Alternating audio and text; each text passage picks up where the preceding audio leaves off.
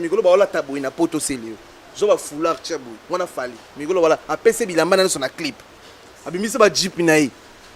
Akiba ba réalisateur. Ko lia na ko na ko mela na clip fali. Au finga elelo. Quelle ingratitude. Et puis tant à ça, clip, on a période un niveau, on a fait à faire. Non, non, jamais incroyable quoi. Ah! Niveau, on a fait à faire, non, incroyable. Ah, mais c'est mon coup, c'est bon, non, non, non, non. Ah, oui, il faut le gagner dans ma il faut le biki, donc. Oui, il faut le biki, quoi. Oui, il faut le biki, donc incroyable. Ah! Encore ce que y a constat album, on va fabriquer ce yembagi, bah depuis bah yembagi. Ce que mon yembara est héritier incroyable, quoi. Niveau fin héritier. Voilà, c'est le. Ah! Voilà, voilà, il m'a habitué dans quoi. Incroyable quoi, moi on a appelé Richie quoi, incroyable depuis qu'elle l'équipe. Ah vraiment fabriquer ça l'équipe Richie. Ah vraiment le bakuna quoi. Ah mon moi on a qui tétine quoi. Donc finger Richie. Mais le Richie a aimé l'album. Donc on a conseillé de Richie, ça doit aimer l'album mais c'est Léo. Bon ça clip était beau hein. Je te jure hein. Ah au finger. Oh mais boss live à un partiel. C'est comme ça. C'est comme ça. Ils ont dans son cité. Jazz on a fallu Kabila Mbongo. Ah bon? Tout qui est en réalité. Après, Michel Wassala a fait ça, Gomez. Il y a mon petit sang. Il fallait payer ça, il a fait soit $1000, soit $500. Et puis, il y a des valises à Bilamba. Oh, quand on a un botama, on a des shorts à faliter dans les autres. On a un botama, on a des baskets à faliter. On a des Bilamba à Ranango. On a des $100 à couleur à faliter. Mais il fallait c'est tout fait normal. Ils ont moussa na yé, ils ont volonté na yé, ils ont cop na yé, ils ont combien de bateaux il faut devoir faire boire. Vraiment. Donc et au déranger ngati on a commencé à faire analyse pour depuis qu'à boire ngati.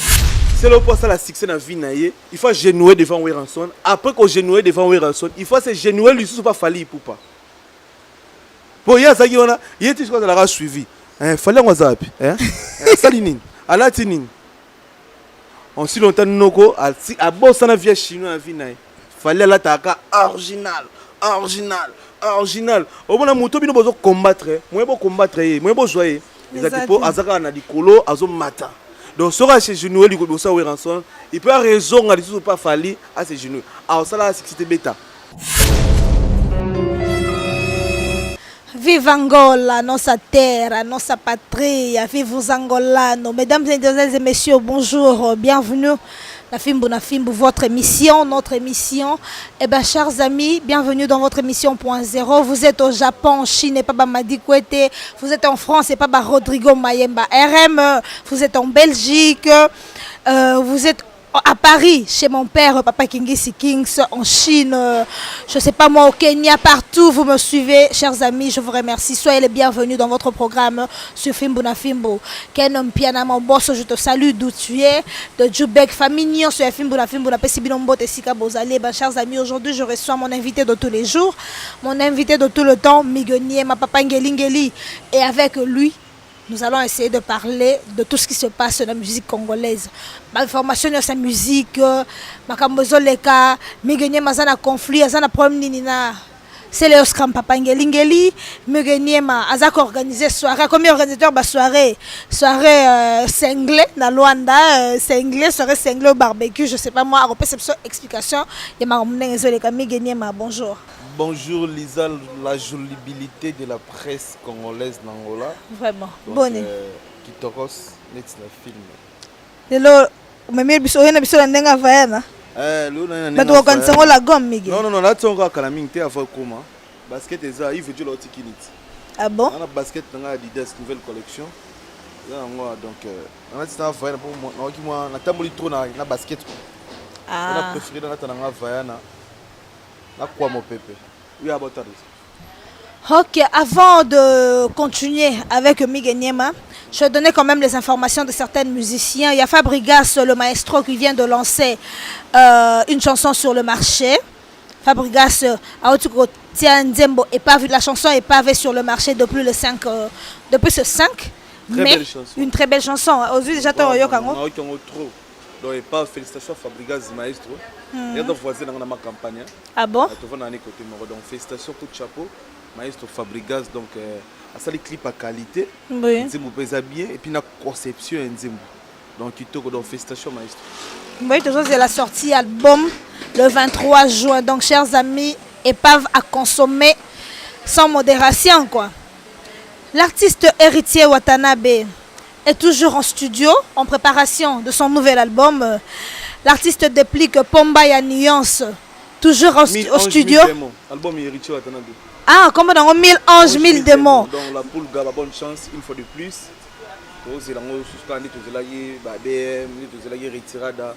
Donc, c'est 1000 anges, 1000 démons. À bras ouverts. Artiste déplique. Aza toujours dans le studio.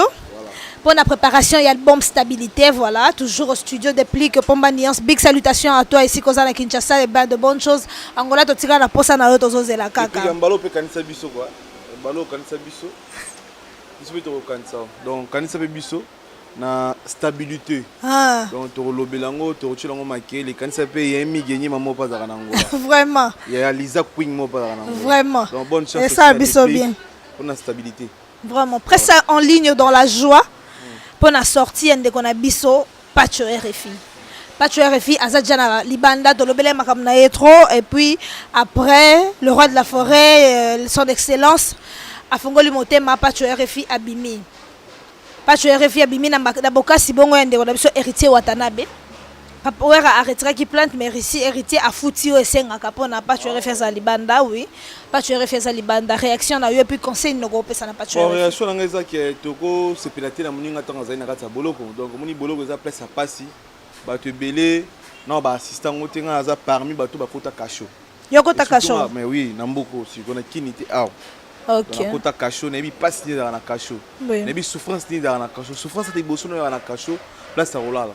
Vraiment. Deuxième souffrance, c'est chocolat. Imaginez-vous, au chocolat bidon, il y a 1 litre de maille. Donc, imaginez-vous, presque ça, la besoin de salité. Donc, il y a bien thé. Donc, salité, donc, on a seulement plus ou moins 500 personnes.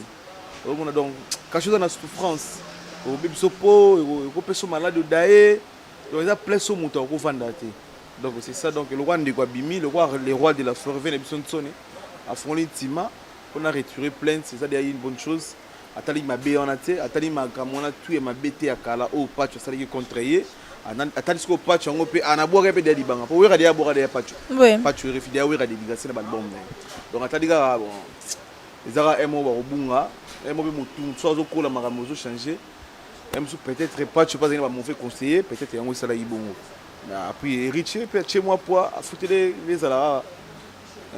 Pas qu'il y a l'état donc courage pas tu mais qu'au fin en dit ça l'analyse vrai comme confrère mais battingam sous basala comme chroniqueur comme journaliste le makambo est vrai le makambo ba para ba kota na bana ça la be mission ba responsable ba kota lango vraiment au moni internet c'est le comme TV so qui na ndawo ya fait dans des par exemple ndawo fait dans jobo mbala ya vali mbala.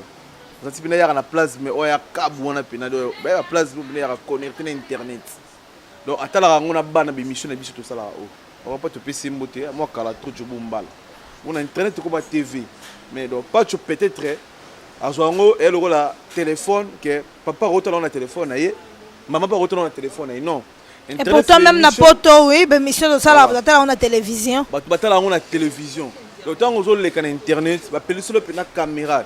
Il faut y avoir oloba nini, on peut un message nini, on y oloba nini. Donc on voit internet c'est pour nous finir batou, on voit internet c'est pour nous finir ba famille batou, on voit internet pour nous finir moi si à mutu, on voit internet c'est pour nous finir maramoza hors musique. Non pas musique donc.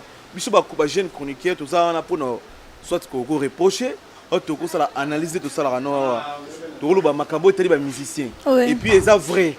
Non pour nous finir pour nous détruire la famille na bango tout consordant non pour nous vraiment l'artiste Fally Ipupa azako continuer promotion et album contrôle zéro contrôlé partout Fally big salutations à toi je sais pas si tu es à Kino il est où à Kino à Oti Braza na matanga azana matanga ya grand pote vena biso Simaro Lutumba na ko kona biso donc par respect.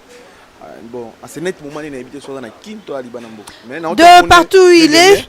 Ah, big salutations à toi, Fally Ipupa, place Sozali. Nous te saluons, nous t'aimons beaucoup, énormément. Et félicitations pour l'album Fally Ipupa qui prépare, qui est en train de préparer tournée américaine, Miguel. Voilà. Tournée américaine, où ils ont suscité polémique dans les journalistes. Et puis, Fally Ipupa, au bête na salle à Brazzaville, te pesi ba tout na Brazzambote. OK, Congolais mon côté na bête cher na salle wana. Abeti une affaire à $100 par billet. Et puis Congolais mon côté na Tony sa salle à Tony. OK. Ils ont eu le 1er mai. Donc non, Congolais monte à bêta plein bon na salle wana. Ah bon? Et puis non, Congolais monte à bêta cher na salle wana. Donc félicitations coup de chapeau à Fally Ipupa. Donc coup de chapeau à Fally Ipupa. Toujours au salapona, faut que ça taponne monsieur sonité quoi. OK, Miguel Niema, Fally ils ont préparé tournée américaine où ils ont suscité polémique entre les journalistes. Oh. En tout cas presse en ligne, basali analyse sur voyage wana. Balobi mutu kaka bapesi basenga ki passeport na batnyo sizaka mutu moko grâce témoin. Ya on a tout ni Miguel Niema. Est-ce que yo batu tout nangaliza est-ce que Miguel Niema pe akokende États-Unis yango? Voilà, omoni lelo oyo bato batuna kio na bato batuna yo to se comprendre bien Lisa. Oui. Ngai Miguel Niema nazaka na intérêt moko te na sima Fally Ipupa. Oui. Na intérêt moko te na sima Fere Richard Depuy. Na intérêt moko te na sima Fere Psonsoni. Na intérêt moko te na sima Richie Watanabe. Na intérêt moko te na sima Depuis même na sima Fabregas. Voilà. Naza jeune chroniqueur on a ça la analyse vraie contre l'artiste congolais. Oui. Donc lelo o nga pona que les États-Unis fona zela 10 jours falloir passer un passeport. C'est impossible. Et ça aux vivre un rêve. On suit le temps nga c'est bima Congo moi kala. Na déjà un passeport angolais. Oui. Pendant que les États-Unis écoutez nga pas $200 n'était so et bien monsieur nga dena ki na ambassade des États-Unis. Oui. Malheureusement ba mikanda na memaki ezaki na ba bisenga za na condition te donc ezaki égalité quoi. Mais on a passé un visite mais bisenga au cours après 3 mois maintenant pe na zonga te. Donc pendant que les États-Unis il faut na zela ka te 10 jours falloir un passeport. Naza grand garçon. So na la muke na banque na koza na $6,000. Donc sur les États-Unis pour na visa na koza $200. Bien on ndeko memanga mutu voilà isinga fona benga isinga fona benga Elodie fait na mbongo voilà. Bien on eko zonga ba 2000 bani bani. Tu comprends? Tout ce que l'on vit, tout ce que biso ba jeune, biso ba chroniqueur, beaucoup plus c'est Kinshasa pour voyage pendant bango c'est extraordinaire. Journaliste à Congo, ce musicien mimi voyager donc et c'est un faut abeba na musicien bando sur l'année bien, alors mon finga et pas mimi voyager. Mon frère, autant ni musicien on a. Autant ni collaborateur na yi. Au sacrifier un soutien na carrière na yi. Voilà. Comment tu comme prêt à voyage à mimi au mo finga. Yango mo ne ba séparation ya ba et ben de rebelle. Oh mon équipe ça dit ba so tali bien la majorité. Il y a des journalistes. Oh azaki bien parfois na héritier. Oh azaki bien na Fabregas. Oh azalaka bien na fait une Sony. Oh azalaka bien. Au moins na po ba memi na voyage wana te à long orchestre comme finga. Ah comment finga musicien. Ils ont honte. Mais peut-être pour na Kinshasa visé ça passe par rapport à bon ata pour na bongo oko pesa espoir na yote et pas mutu ya mokili et pas mutu za boss na yote et pas mutu za papa na yote et pas mutu za ndeko na yote et pas mutu osala nika osala noka analyse vraie selon yo o mo espoir un jour na sala analyse vraie boy que Fally so nga que porte femme manga non et ça est grave. Est-ce que ça parmi makambo wana yango yo poka bona héritier Watanabe? Oh bo héritier promettant un voyage. Est-ce que na goza complexe voyage ma héritier? Non, parce que c'est déjà possible pour qu'on ait la Miguel Ozalaka bien héritié Watanabe. Très fort. Ok, n'a pas Fally, ok, n'a pas Fally na complexe. Non, c'est non, Marambo il va voyager on pas tout compris. On comprend. On a un hôtel à voyager aux États-Unis, il na maboka vient de Fally. Aza vienanga, aza prêtre, aza mutu na sala analyse vraie pour naie. Na hôtel na nga té marama voyage pas même Porto, même Paris na hôtel là. On est même ambassade à Portugal et là ah. Ambassade de Belgique, même en France, et puis Nébi, né ambassade à la démarche. Si on a soukomi na souka, on a fait tout le vin tout Paulo tout dit. Alors il denga que mige kota a salabu, que ne ba kumabu, soit soit mikando yo kota on Facebook salabu. Zombo on a banque salaba mouvement. Né ma voyage. Na coach sport na ngati conseil na ko personne pour to konto kota makamusho na lito kota. Oui. Et ça que ba jeune chroniqueur, na ba jeune chroniqueuse. Tout ça là, tout ça espoir, tu pas un musicien. Voilà. Il y a un moment en fait, tant on mémoté, on a internet sur mon finger. Enfin, tant on mémoté, on a internet sur mon finger. Pas tu es refus, pour que musique de pas tu es refiné héritier. Bazagi tout au baté, nga kuna eba etike ba ko panza na pe lelo. Pour le petit héritier bimisé, oui, héritier taliga à boula un peu moi pour la rater. Voilà. La bimisé. Mais vrai héritier ben nga chez les gars. Pas tu refus mouvement héritier aza parmi ba piliers au ba bana mouvement héritier. OK. Héritier est en Angola plus ou moins 2 fois. Na considération pas tu toquer Angola. Pas tu toquer pas biso na mboko pe to yamba héritier tout le monde avait pas tu ba héritier. Mais pendant voyage, ils sont sortis à Canada, sortis à Paris, pas tu signé comme mon film héritier. Ce n'est pas normal. Vraiment. Ce n'est pas normal. Si le loyer a il faut pas lier un bon orchestre héritier. Quand tu as ngati. Pas tu. Et ça va pas tu RFI. Pour bon on va dire orchestre héritier on a né héritier. Que non album est bien douté. Voilà, Miguel. Tu comprends? Voilà. Bah jeune chroniqueur, bah jeune chroniqueur, c'est ça juste conseil. On appelle mon ananga danser mais économique en sala biso na Angola pe. Angola bon toi na moi vitesse c'est moi likolo voilà. Qui na cause la complexité ya mutu mo voyage. Voilà. Yo mono yebi ke to la na bata uti poto, to la lina ye, to la mugina ye, to lina yo bele. A kepe poto ye mutateka kutu, mutateka par exemple na mboko ndeti na roche exemple ni. Mutateka M susu kabelo akina France yaka. Mutateka téléphone akina France yaka. Mutu aza gérant M susu ya tout. Ba chauffeur taxi. Akina France, ba chauffeur taxi. Ba kena poto ba yaka donc. Na cause la complexité que fera pour mutu na kene poto. Donc il faut na pèse espoir na ba mutu moki. Non.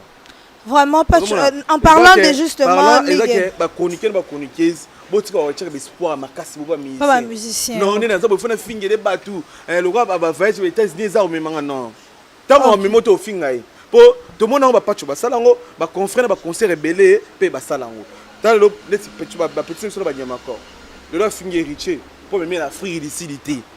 Pourquoi tu es en Afrique ici? Non, il y a vraiment pas un passeport angolais au Afrique du Sud sans visa. Mais non, non, non. Il y a un passeport angolais au Kenya sans visa. Conseil. Et puis il y a un passeport aux kilos. Mais hier, je sais pas qu'en Afrique du Sud, il faut dépenser moins $500. Peut-être il y a un salaire choquant. Au Gabon, on a bien bien pour la végété. On sait, tu éviter lobby. On sait, tu éviter lobby. On sait jamais donc. Voilà, Miguel, en parlant de ça justement. Déjà pour les États-Unis, non calculant que il faut grand prêtre. Fallait pour pas king. Alors chaque comme on a la liste là qui est États-Unis. Moi je suis vrai, je resterai vrai. Et puis le bateau bazana nga vrai. Donc je suis vrai avec tout le monde. Au bazara nga vrai, c'est ça. Mais gagné ma moment tu étais avec héritier Watanabe. La Pulga. Batu ninga balobi, mais gagné ma kenda pas falli na complexe à combo. Pourtant on a hyper héritier. Fallait ça babo makasi, fallait pas ça mi gagné ma et l'autre côté, mi gagné ma zo souffrir. Et pourtant on a qui héritier. Wata Migazala qui très bien héritier ça peut c'est 800 € sur moto so mon héritier fongolé la caille mais Miga qui n'a pas fallu na complexe est-ce que Gozonga n'est pas Wata pas Wata bon est-ce que on a héritier peut on a promoter on a héritier on a promoter on a ça vrai na bateau bazana vrai donc on a héritier on a promoter à bientôt là que tu en Angola awa au moins on a aussi des promotions on a héritier on a promoter héritier salanga asalanga art mokote ma bina vina nga a chokanga te azana nga bien nga na ozali ma be pona ni o tiko lo bono aucun vidéo que mi gagner ma na TV héritier amko na na âge a plus âgé que moi o tiko lo mono vidéo mo te na une émission to yo na manquer ba respect na kombo na ye héritier Watanabe je peux pas faire na osa na honte to zane bien to tikala bien to zala rapika bien so to moni na nzela so na moni na olongola casque na olongola net a viendeni a mi gendeni entourage va misser na biso belé et zoboma ba musicien et puis de deux nga na ya pas fallu pour l'intérêt na otso le bon ma voyage déjà nga na ya pas fallu te pour kabela nga $100 na ya pas fallu te pour kabela nga $200 na ya pas fallu te pour me manga poto na ya pas fallu te pour me manga États-Unis nga na za réel chroniqueur ou ça ba analyse vrai contre ba musicien congolais nyonso. Donc je ne suis pas complexé, qu'il n'y a pas fallu au fallait kabakate. Oh fallait non on les a les ondes battu ba congolais. Ba radio lingala. Héritier c'est vrai Kabila nga 800 €. Oui. Mais aussi mon ah c'est vrai. C'est vrai Kabila nga 800 €. C'est mon place dini. Il faut mon place dini que nga na yé na bando critiquer héritier to na bando fingi héritier. Na ko sala ngote po yé a choquer ngati. Voilà. Héritier choquer ngati. Na vana na kini j'étais très à l'aise na rouler na tambour na couter na pena été et déranger pété déranger ngati alors y a pas ngola ah si c'est bon on sait des promotions héritier Watanabe robeta kasi boya on sala boya on vanda boya on sala boya ça me dérange pas et puis éco déranger pe falité OK pour fallait tenter à de la vie nanga que mige petit nanga comment a soutenir pe héritier non na tangati Et puis entre Fali et héritier promet zaku tata mokete. Et ça ba radio lingala ba radio ba congolais ba lingaka ko ça ba comparaison mal placée a joie oya sala wa joie tika. Non, héritier za frère, aza vie nga pesa ba respect. Fali aza vie nanga, aza mutu oyo na comprendre qu'il y a sa musique na biso valeur. Donc mabe na fanatique héritier peut être MSO traiter nga oyo ko traiter nga. Pour le temps héritier ya so abeta clan tu plein à craquer. Quand na micro non on confirme ngo qu'il était plein à craquer. So héritier yé pe na mo na te makambo za na mboka héritier za na mboka. Non lo bango. Moi nga za complexité. Donc nga za complexité. Ba to ba comprendre nga o batala be mission na kala. Je suis des mères, je suis mongala. Donc nga so na prom no comprendre na prom non. Et puis so pesa mais oui, nga so baninga problème, na pesa pe ka problème. Et puis yuko to lemba. Oh ah pourquoi na luga mo na makambo. Mais oui. Donc nga héritier to na promoté, ezaka ki emso fanatique. Ba bureau na bango ya bangola surtout awa ndeba luka problème mo na ba message ma be panoko amige mais même héritier son lo ba bien fallu et déranger par rapport à quoi lo ba vérité et déranger par rapport à quoi oui même fabrication lo ba bien héritier qui a outa ngola bête et déranger fabrication par rapport à quoi so nga na zo lo ba na vérité fabrication auto zala to confirmer concert délégation te poto fabrice nteka bazala kia ba David utete bazala kia to pese ma fabrication sala makambo ifaka sala. Tout le bas qui est déranger héritier. Mais pourquoi tant qu'on a bien fallu c'est déranger héritier par rapport à quoi? Et c'est pas fanatique à leur corso. Pourquoi il y a des fanatiques à leur corso? Au bazar nara qui sont pas héritiers, qui sont pas intel pour la bango M sous héritier dans la on les a pas bureau to pas fanatique. Pas fanatique à leur corso. On a pas bureau pour héritier dans le bureau mon beauté il y a mal à la tête quoi. Oh ça a été tant et là combien de choses important. Ah comment ma bêtise. Au moins il dit que tu as une mission mais comme ça fallait. Mais c'est n'importe quoi. Et puis, voilà. Moi, je pense pas qu'il y a des héritiers. Ok. Respect réciproque. Ok, il a dit au micro de Lisa Queen, il est clean. Il n'a pas de problème avec Héritier Watanabe. Je salue Héritier Watanabe depuis Kinshasa. Mesdames et messieurs, Kabelo, salon Lisa Queen, bientôt nous allons inaugurer salon numéro 2. Il y a Lisa Queen, nous avons besoin de Kabelo, il y a Kitoko Boye, on a besoin de perruque à bien. Quand il y a bien ce qui est solo pour la basse, il y a solo. Lisa Queen n'a vraiment awa. Kabelo a bien appris Mora Mouké. La Tina Rasuki partout. La Tina Rasuki des États-Unis, la France, le Canada, partout. Tout ça à $20 l'icolo. Pour la frette. Bientôt inauguration et deuxième salon la Bisso. Donc ça m'a campagne je salue énormément David Lutete depuis Kinshasa. Oui, je salue mon parrain Didi Kinoani depuis Kinshasa, mon sombi mon nene mabanga etalo. Je n'oublie pas Papi Kake, il est en Espagne ou en France. Fais-moi signe, Papi Kake la foudre. La Pessimbo t'es pas Dr Ivan d'Almeida. Hein? La sagesse et l'intelligence de King Solo Valobaka. Je n'oublie pas Xavier Lopez en séjour numéro 10 à Luanda. Bon séjour à Paris. Voilà. Ça là un mois tour vraiment où Meli Bakassi. Héritier voix match congolais Balobi. Surtout dans l'émission où il y a héritier voix match congolais. C'est la bonne sanité Emmanuel Loa. À partir à Turquie, pesa makamozo makambo n'est pas juste tamba. Ah, Emmanuel. Yé penza camarade na yo à Turquie pesa bena makambo yango to song selio makambo na e. Emmanuel na Turquie. Ah, les 4 heures Loa. En passant Glody Loa, je salue Chico Lufetu. Je te salue bana nyonso ya groupe VIP Kirengandu mbote na yo. Salut la colombienne. Big salutations à toi ma chérie. Siko migeniema na songeli yo. Ah, tout dit oui, longe bal royal. So maman ba kitio boyebi déjà ta. C'est un noble. Donc so tipoto za na Congo so ya Angola so leki a tese ko ya Angola. Vraiment. Donc longe bar au monde a bien mis tourner qui Mutamba et au aéroport. Donc vraiment. Là ça calme un peu pas bien et puis calamité to refunga la bino longe bar et non boîte peine ba noble au senti na so va na kit ndé so va na kit palin quoi. Donc à toi na longe bar tout dit event peu calamité to pesa makambuli sous na ba misi ya mboka. Oui, bientôt. C'est pas autour. Comme ici Angola, on a Petrangol, on a belé à Didier Ngando. Trouvé c'est bon côté on a Petrangol, on a belé à Emason Angol. Voilà. Voilà, trouvé c'est bon kuna pour une semaine. Donc on s'est rebanda kuna na Petrangol to banango le 25 sur le 2. Donc c'est bon, on a compte à les sénateurs parlo tout dit le 20. Ah.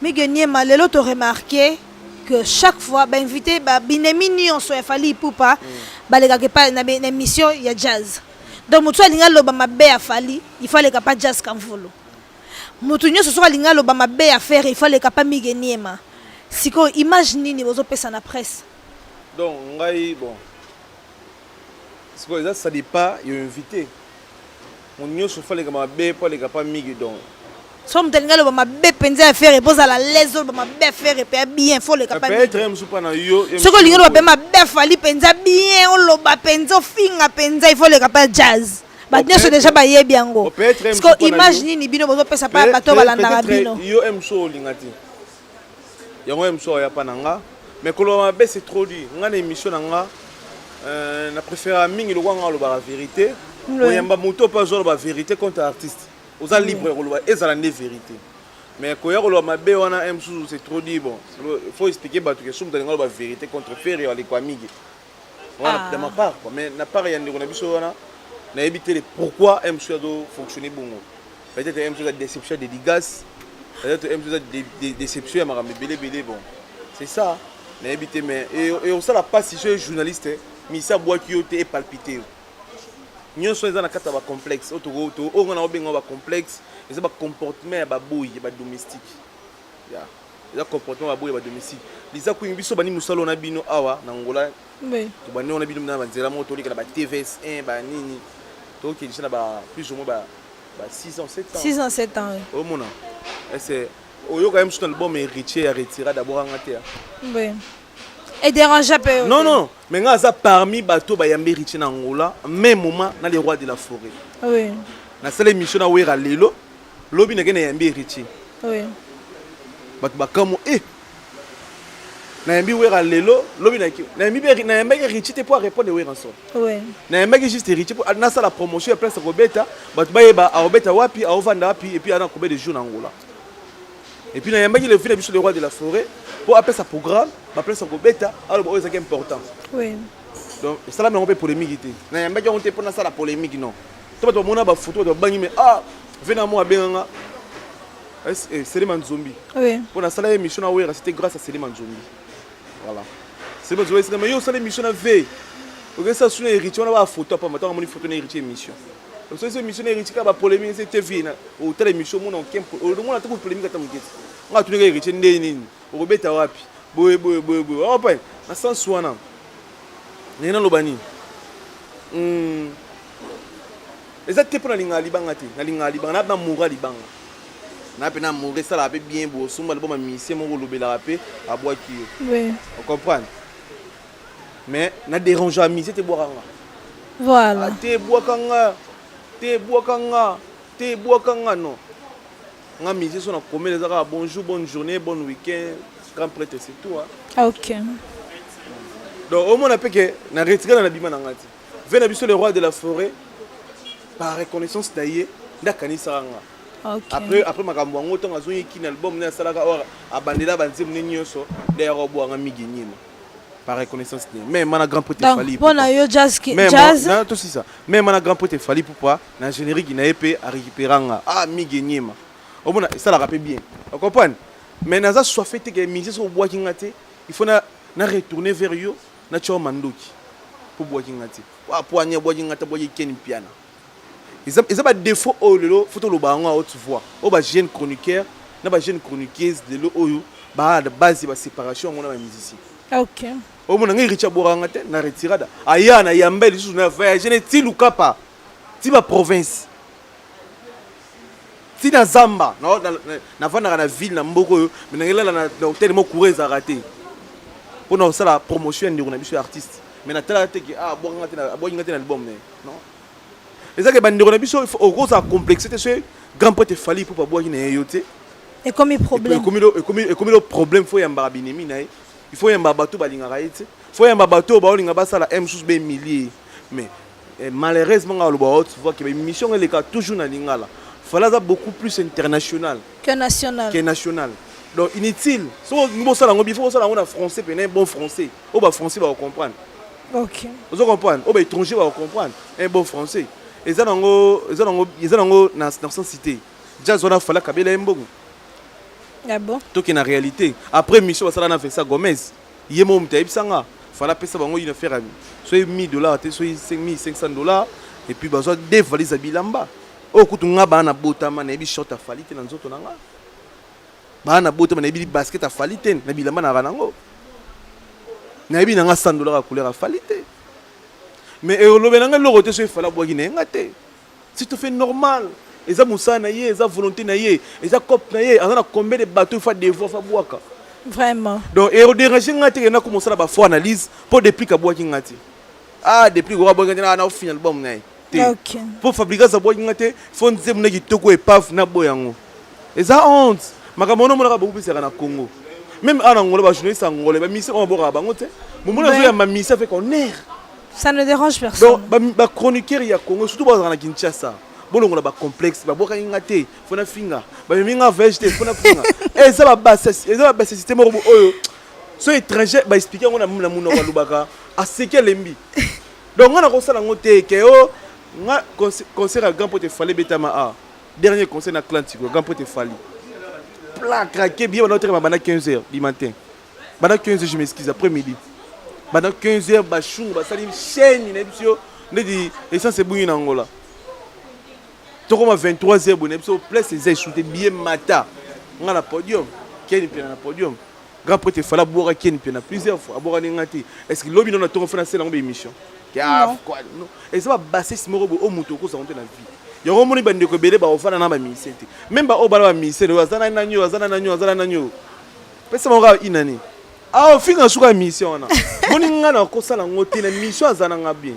OK so zana nga bien de ko sala nga bete ngana oyati na dénigrer yo na oyati na bomo makam non même si tout le monde Richard aime souvent 2 ou 3 ou 4 5 jours dans la province pour na wambo conférence de presse quand c'est rendu à Tudilu Paulo Tudilu a otine nga pour na ba fanatique héritier faut héritier beta kuna makamba Tudilu subilo mo bongo ezaki photo là ça ba face c'est vrai voilà que mige aza jeune chroniqueur oyo alobara vérité référence te ngwana Lisa Muto a rejoint nae héritier comparé pe na Petro Ibrator.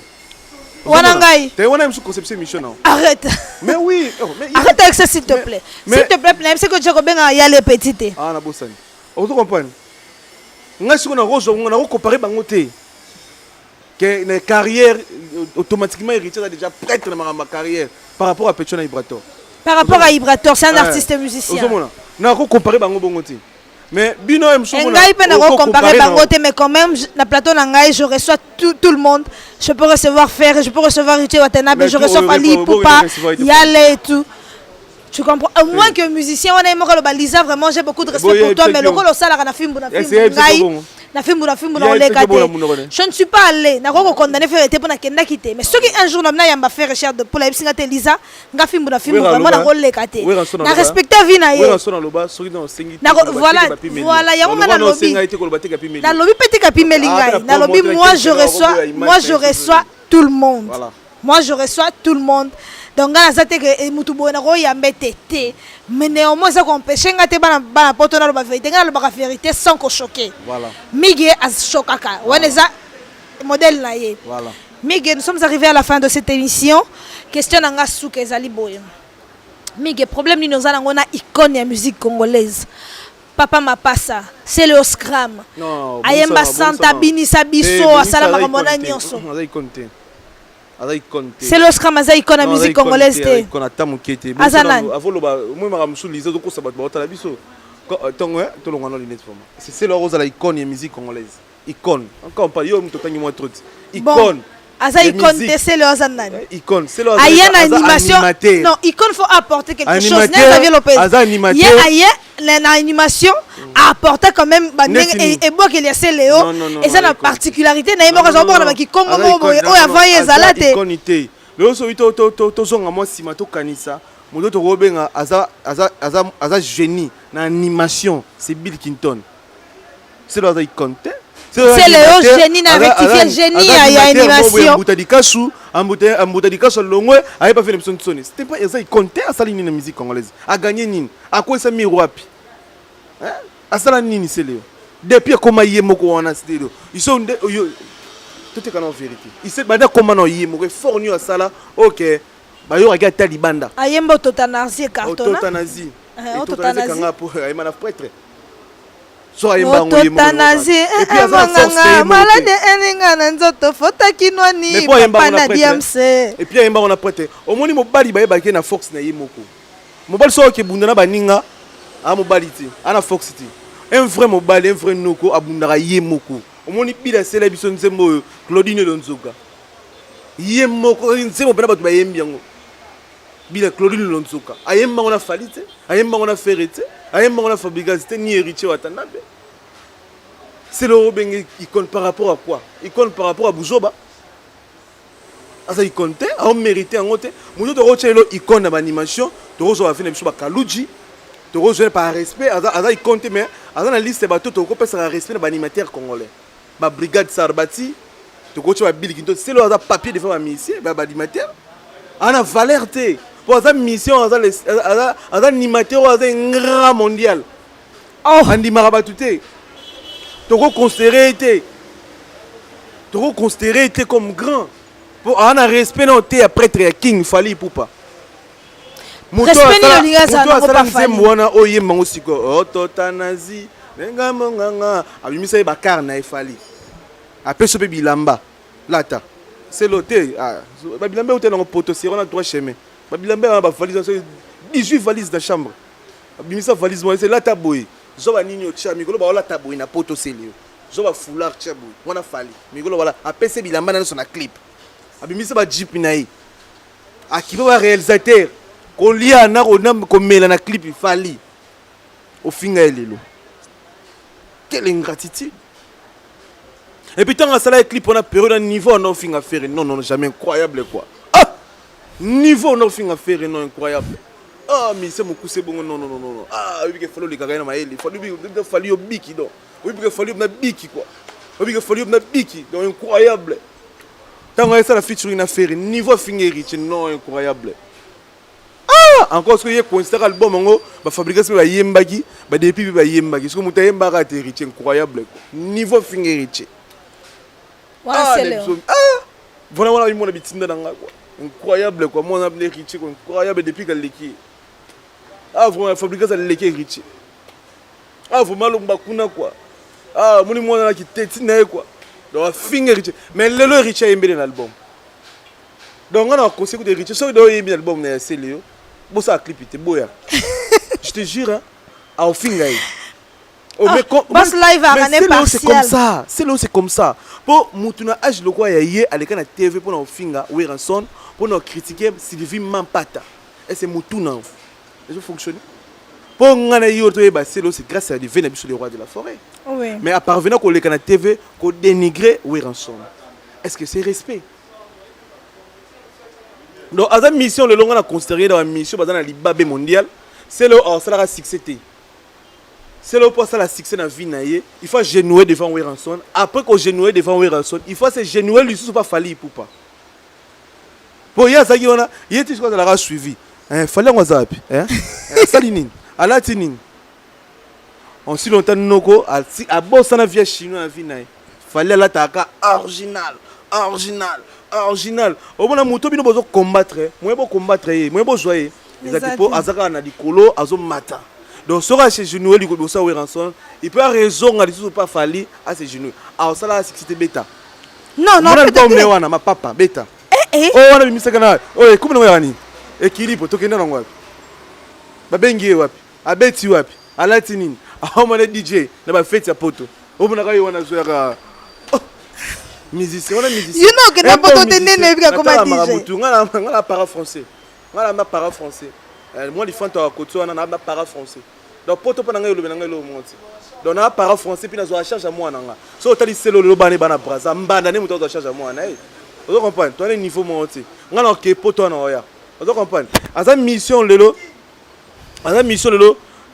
tu considères que animateur, ne jouera pas Diego, tu considères animateur, ne jouera pas 3 jours à Fabregas. Donc, un animateur normal, quand tu as mérité de mission, le manque de respect, la mission, on a sonné à drapeau. C'est l'Angola, baby, la salle en Angola. La histoire de la musique congolaise. C'est logo, tu as mission, tu as sonné au niveau de Boma. Bon niveau, ton héritier à Jomodang.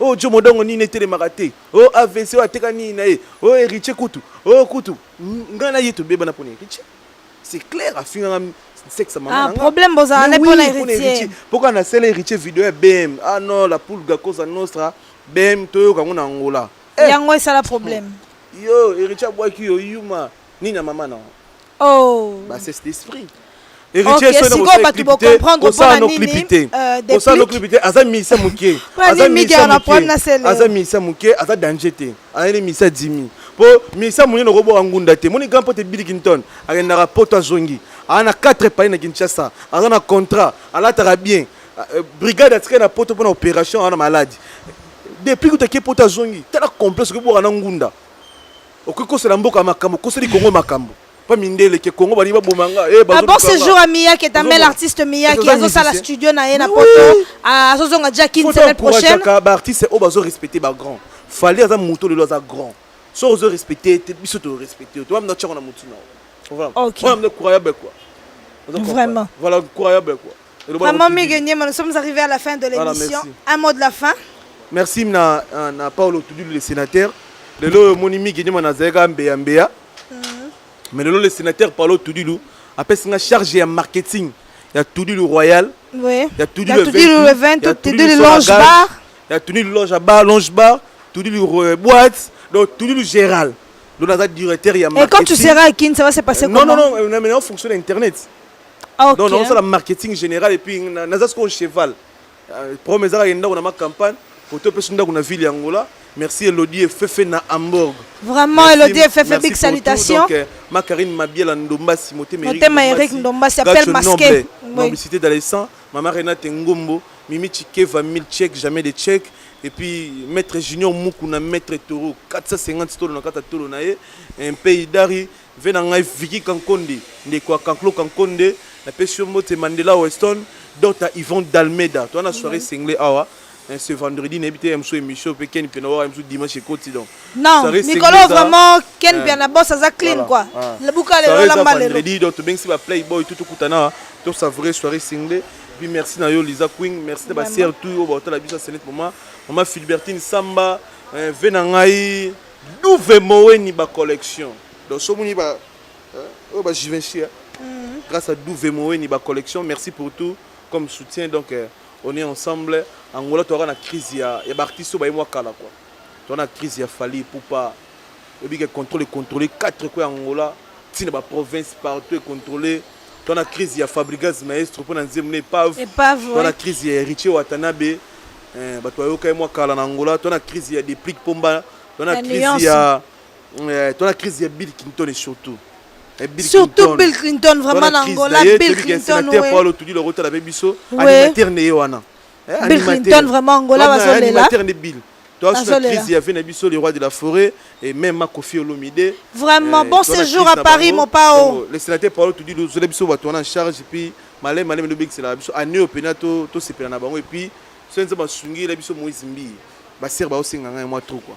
Et Moïse Mbi le Tudu le bengi ça y donc Moïse Mbi est pas hier. OK. Mesdames et messieurs, nous sommes arrivés à la fin de cette émission. Je n'oublie pas de saluer Elisa Mbouta à Paris, David Loutete na parle sur Yamig Niema, Davina Telemine na Italie, Bibiche Movia na France. Balobi passe au lobby na service au na rendre yo na okende sukuna lobby. Vraiment, je n'oublie pas. Je salue tout le monde. Néanmoins, nous avons communiqué mon corps au sa maman prophète Mimi Kabaka. Abimisi Nzembo na titre ya Séon Levanta Opéra. Eza déjà sur YouTube, maman prophétesse. Aza na posa ya soutien ya batu vraiment. Bana nyoso ya Angola, maman prophétesse aza na besoin de soutien to singa basale ya Nzambe. Ça la rapenza bien. Ba mon ondeni Nzembo ne. Kala mingi te réalisation a retiré clip sur le marché, Miguel ma osalama. Maman prophétesse vraiment. Big salutations à elle. Néanmoins, je n'oublie pas de saluer DJ Gloire, DJ Lutonia Dio, DJ Ken, DJ HK, DJ Stuga, DJ nini suto bosan. DJ Marqueur, DJ Jésus. Voilà, DJ Marqueur, bamba babeta kawa. OK, DJ Jésus, ba DJ nyonso ya Luanda to pesi bino mbote to lingi bino mingi. Blandine Tamba, je trouve Kimberly, je te salue. Gloria Gucci la plus belle. Nina la Perle, Giovanni Njimbibile. Hein? Vraiment ma petite sœur comme elle lobby Divine Pepo. Les États-Unis. Mandela Weston mon vieux homme na tenga na bosenga. Ba course. Ah, Divine Pepo aux États-Unis. Je salue vivement Chouchou Play, beauté hollywoodienne. Balobi moi simbongo na beleza et ça la bien. Mikolo makasi de gymnastique Chouchou Play. Na la kusumuta sika, fimo ya pembe, plasma ya mboka. Ah bon? Kitoko ya Angola, Aminata Toukara la malienne. Donc un vrai, Mikolo a payé nouveau modèle à Kia. Ah bon? Aminata Toukara, yaza ina Mikolo azana babenga ngoni a musulman. A musulman. Mikolo bazana carême, Ramadan. Donc Aminata Toukara na biso okutane ozoba 5000 ya biesika ya banque. Aminata Toukara la malienne donc na biso suka na mère. Moi c'est Mbongo, lumière ya Luanda. Vraiment big salutation madame. Voilà. Ciao. Kitokos.